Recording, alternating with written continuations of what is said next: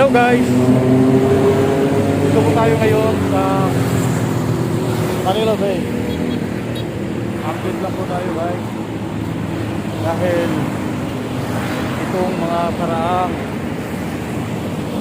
mga araw ay nabalot na naman ng kontrobersiya ang Manila Bay. So yan guys, mag-update po tayo ngayon sa ating Manila Bay kung ano na yung kalagayan ng ating Manila Bay ngayon. Kung ito na ba ay mayroon ng progreso, mayroon ng pagbabago. So tingnan natin, let's go.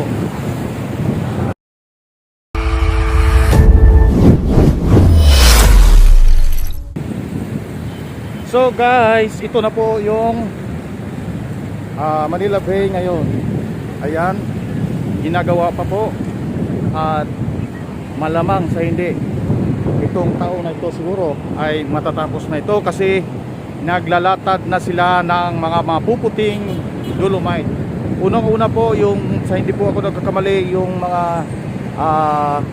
yung itim na buhangin muna yung kanilang nilalagay ngayon.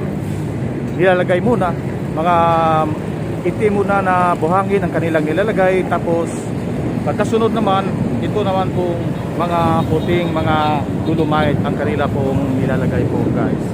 Ayan, ito na po yun guys, oh, napakaganda na oh. So ayan na, siguro hindi na talaga ito ma-wash out ano ha, kasi naman ay nililibel na nila dito sa pinakasimento, yung simento na may sisimento yung sa daanan mismo ng itong mga baywalk kung tinatawag.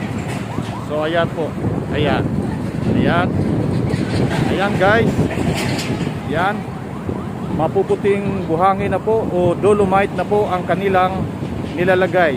Kung napapansin po nyo guys, doon mayroon po doong nagtatrabaho yan, oo, ayan, yan po ay nilalatag na po nila yung mga buhangin. Ayan. Ayan. Mantala po naman doon sa unahan, yun, no? Yun na naman ay talaga namang tinatrabaho na po nila yan. Nilalagay na po nila yung mga dolomite na po yan. Ayan. Ayan. Ito naman. Ayan. So maraming mga equipment dito guys, oh, yung mga heavy equipment, yan. Ayan. Ayan. So kung matatapos ito guys, para na talaga itong tawag nilong parang sa ano, sa Sao Paulo, Brazil. Ayan. Napakahaba naman itong beach na ito, may tatawag natin. Ayan. Yan. Yan po ang dolomite. Yan. Ayan. Ayan. Yan. Dito nga yan guys sa pilit ng US Embassy. Yan, dito po US Embassy na yan. Ayan. At dito naman po sa kabila, dito natin makikita yung mga matataas po na building na yan. Ayan. Ayan. Ayan po. Yan ang mga maharap po ng Manila Bay. So kung mapapansin nyo, daming mga sasakyan dito. Yan sa Rojas Boulevard. Ayan. Ayan. So sa harap po ng Manila Bay po yan. Ayan. So ayan guys, kung matapos itong Manila Bay na ito ng rehabilitation ng Manila Bay, ay talaga namang napakaganda na ito kung matapos na ito. Siguro wala na itong mga balakid ano, kasi noong nakaraang mga linggo ay nababalot na naman ito ng kontrobersiya, yung mga mayroong mga nagpupuna kung bakit daw hindi na lamang nilalagay sa pandemic ang budget na ito. Ayan. Gusto ng iba na ang yung budget nito ay ilalaan na lang sa mga ngayong pangyayaring mga pandemic na ito. Ayan. Pero ang sabi naman ng ating gobyerno na hindi na daw pwedeng kukunin ang pundo na ito kasi ito naman ay noon pang 2019 ang pundo na ito.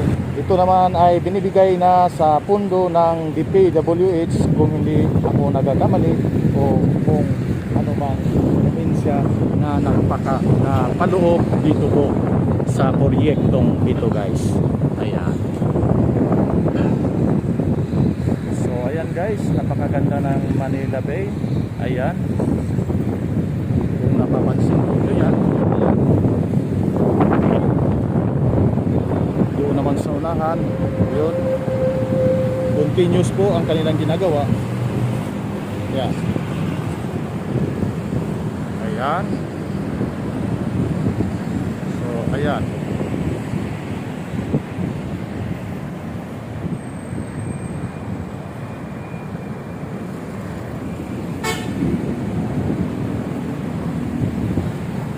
Dito naman sa harap ng Manila Bay ay ang daming mga barko na nakahintil, no, sa unahan. Ayan, doon guys, sa unahan pa mayroon pang mga barge na kinakargahan ng dolomite. Ayun, ayun. So ayan, kung hindi ako nagkakamali, yung mga dolomites na yan ay galing po yan sa Cebu. Yan. At yan naman ay dadalhin na yan dito pag pwede nang i-discarga dito sa Manila Bay, dito sa tabi ng Manila Bay. Ayan. Ayan. Ayan. Ayan. Ating mga barko.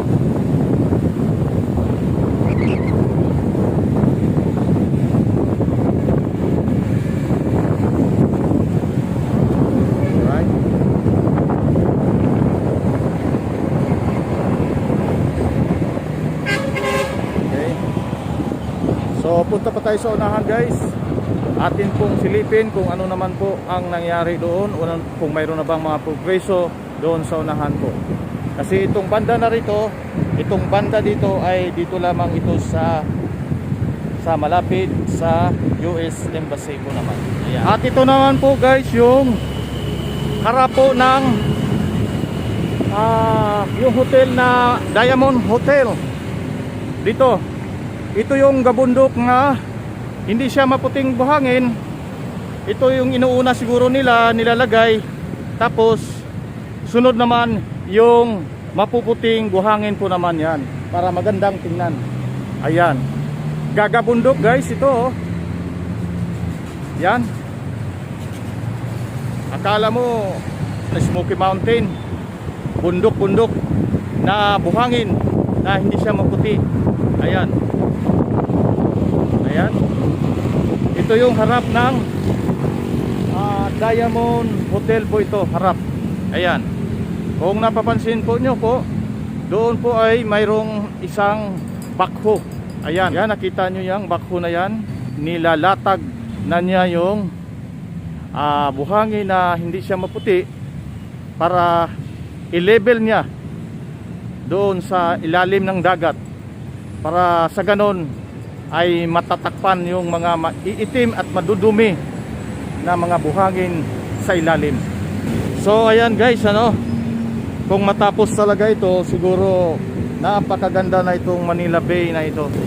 Talagang mamamangha na kayo kung makapunta na kayo dito sa Manila Bay sa mga darating po na mga araw, kung matapos na itong magagawa lahat. So pupunta po tayo sa unahan. So ayan guys, continue po yung ongoing po yung construction. Ayan, nakikita nyo po yan. Talaga pong tuloy-tuloy na po ang pag-rehabilitate ng ating Manila Bay. At dito lamang sa administrasyong ito nangyayari dahil mayroong political will na tinatawag. Talagang tinutuloy-tuloy itong Manila Bay Rehabilitation. Ayan. So ayan guys, yan tuloy-tuloy po yung construction dito sa Manila Bay. Ayan, nilalagay nila yung buhangin. Kung atin pong napapansin, parang nalilibel na po dito. Yan guys, so dito sa may seawall, nililibel po nila yan. Tingnan po ninyo guys, yan. Ayan, para hindi na talaga siguro yan tinatawag na mawawas out. Ayan guys, kung mapapansin po nyo guys, mayroon po silang bago nila nilalatad yan, ano. At kung napapansin po ninyo, nilalagyan po nila yan ng parang net. Ayan. Ayan, oh. Ayan. Siguro ang purpose niyan ay para hindi siya ma-erode, no? Para hindi siya ma-wawas out. Ayan. Bago nila nilalatad yan, nilalagyan muna nila yan ng net, parang net na tinatawag. Ayan, oh. Ayan. Oh. Hanggang doon, oh. Ayan. Ayan. Oh. Ayan. Pinagplanuhan talaga siguro ito na bago gagawin, yung hindi naman masasayang yung pira ng bayan at hindi naman mawas out papunta doon sa may laot. Ito, ayan. Ayan. So ayan, continue yung mga ginagawa. Ayan.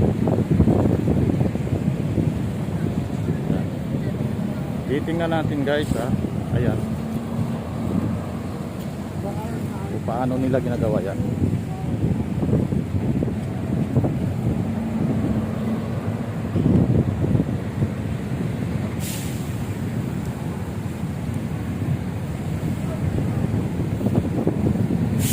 Ayan, nilalagyan nila ng net.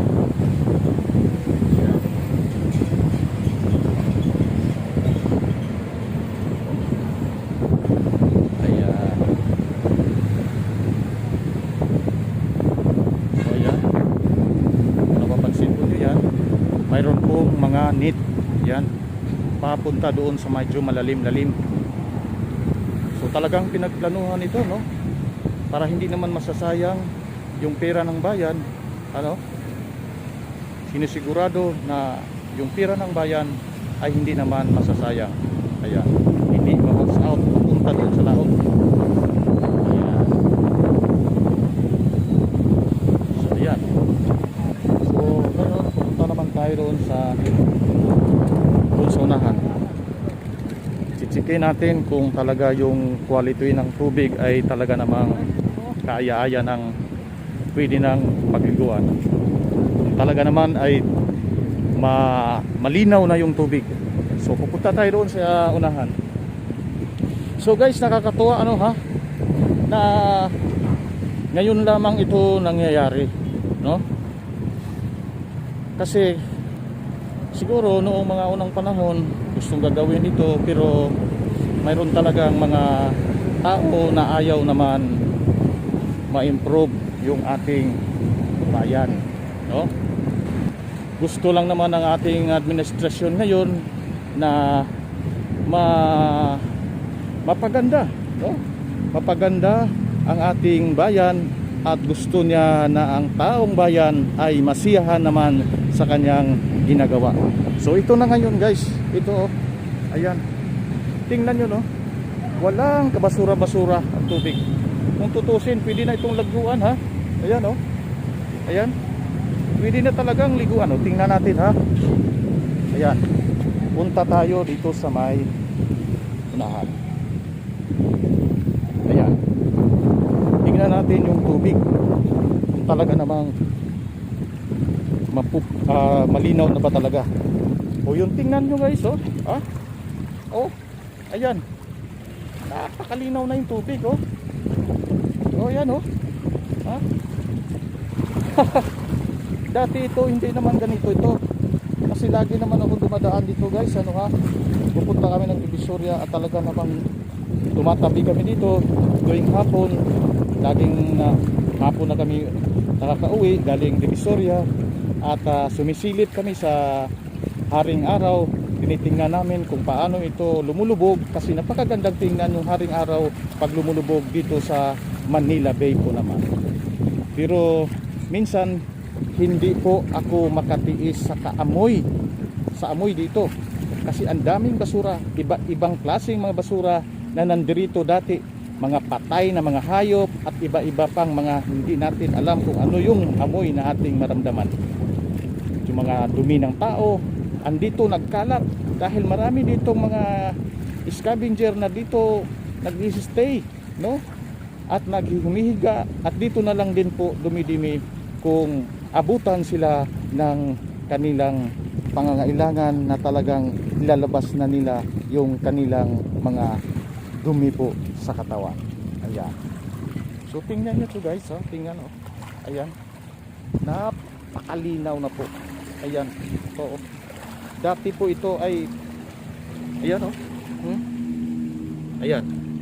So tingnan nyo. Focus natin ha. Oo. Ayan. Kung tutusin talagang pwede nang liguan ito ha. Ayan. Oo. Oo.